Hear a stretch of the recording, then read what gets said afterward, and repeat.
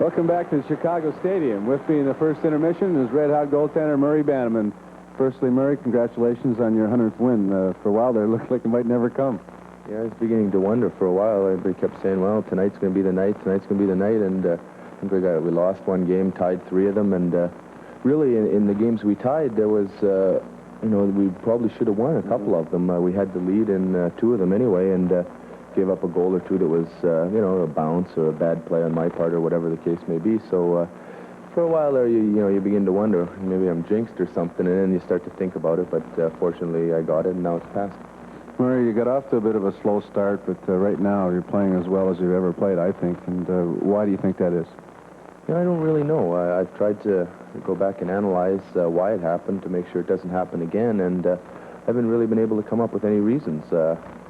It just, because I thought I had a pretty good training camp. Things were going well at camp, and last game of the exhibition, there was a few goals they got that weren't real good, and then things seemed to slide a little bit. We got, when maybe you start to press too much. When things start to go bad, you start to feel, that it's important to do better, obviously, and to put too much pressure on yourself. But I think, in a sense, perhaps the play of Bobby Sauvé has helped me.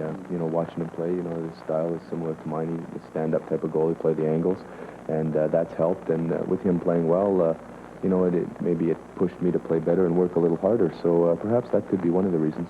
The last couple of years, you've pretty well known that you're going to play 58 to 65 games in that vicinity, and you're pretty well the #1 goaltender. And you knew that if you had a bad night, that you were going to be thrown back in there, and that you weren't going to get yanked.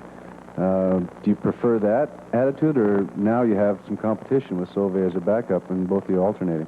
Well, it's a funny situation in that it's nice to be the #1 goaltender and to play all the time. The team's counting on you a lot, and that's a good feeling.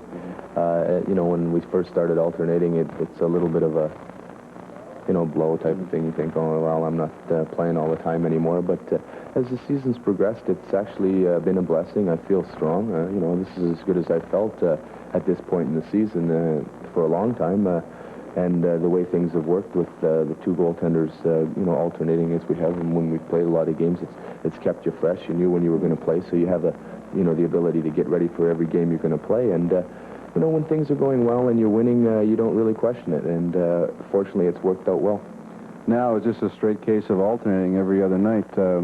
There's no attitude like, well, Murray's played well against Toronto in the past. Maybe we better put Murray back in, even if he played the night before. No, I think that Bob's got confidence in both of us, and if the team plays well, it doesn't really matter who we're playing against as far as the goaltender goes. The goaltender goes out and basically does the same thing no matter who you're playing against. You have to stop the puck, and if the team comes along and plays well with it, then we're going to win our share. And I think that with the way the situation has been, he's fairly happy with the fact that we've been alternating and we've been winning. When you're winning, you don't really want to change things too much. You mentioned that you both have similar styles. You're both stand-up goaltenders. You both handle the puck extremely well. What else do you think? Have you learned anything from the veteran Sauvé? Well, he's been very consistent. He isn't, you watch him if, he comes out in the game and doesn't go too well. He works hard at it and comes back, and he's consistent. That's a big thing to be. The one thing that he does very well, in fact, I don't know if there's anybody in the league that does it better, is the way he plays his angles. He's always in position.